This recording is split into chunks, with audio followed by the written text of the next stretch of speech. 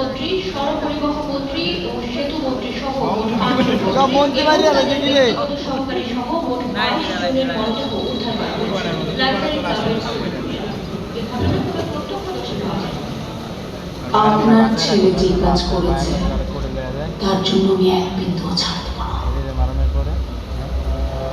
আমি নিজে থেকে এর বিচার করব।